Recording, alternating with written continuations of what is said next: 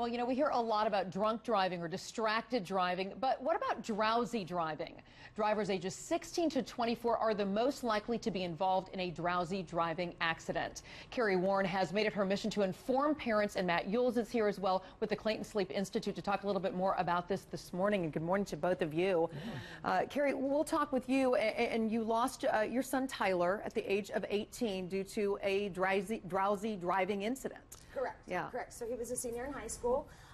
It was the last Friday of his spring break, and he was with some friends, and at 2:50 in the afternoon was when he had his crash, and unfortunately we lost him that day. Yeah, and you actually had a contract with Tyler when it came to driving, but we did. Being too tired wasn't a part of it. No, so everything we were educated about as parents, so texting and cell phone use, Right. and how many passengers, and joyriding, and drinking and driving, and there were plans in place, so if he'd ever been in a situation where he couldn't drive or he was with somebody who couldn't drive, he could always call us, and we'd make sure he got home safe and deal with consequences later, because ultimately, as a parent, you want to protect your Right. children. And so it never dawned on me to discuss drowsy driving with my high school student. They don't drive that far, they don't drive that often, really, if you think about it. And so it was something that had never crossed my mind. I had only ever thought about it or was educated in terms of long-haul truck drivers, shift workers, Right. airplane pilots. That was it. And after he died, I started to do some research, and there was so much information available. Tyler he was the poster child. He could have been the poster child for drowsy driving. Unfortunately, now he is. Yeah. And so had we known as parents, you would talk to your kids about that, and you would educate them. And so that's our mission with Tyred, is to make sure that other families are educated so we can prevent other families from having to lose their children. Absolutely. You mentioned the poster child, and Matt, I'm going to ask you about that. Why that age group? Why are they at such great risk?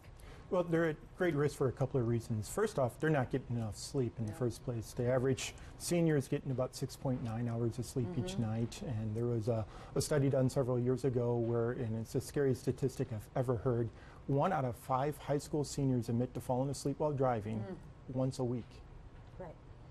It's scary. Wow. So, A, they're not getting enough sleep. 2, they're not experienced drivers yet, and so they don't know when they come into a risky situation, if they're sleep deprived, they're not going to react in time, and they're much more likely to be involved in an accident. Yeah, what are some signs that you're just too tired to drive? Yeah, so the obvious ones obviously are your eyelids are getting heavy, you're yawning, your head's starting to nod. Some of the ones we often overlook are just simply we start to doze. Our mind starts to drift, we daydream.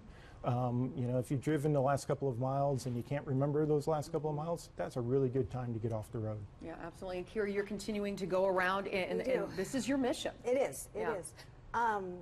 You know, my kids still miss their brother, and so it's just not. It's not normal for a parent to bury their child, and Tyler's death could have been prevented. And so we need to educate everyone about the dangers of drowsy driving. As an adult, when you talk about the symptoms, I didn't think about, you know, not remembering the last few miles. I'm thinking, oh, it's just because I'm, you know, ADD and I've got so much going on in my head. And so as an adult, if we don't realize it, how do we begin to educate our young adults? And so we have to change that. Absolutely. Matt Yules, thank you so much. Clayton Sleep Institute, and Carrie Warren with Tyred or Tyler Raising Education for Drowsy Driving. We appreciate it. So All right. much. For more information as well, you can head to the STL Moms tab. John and Lisa.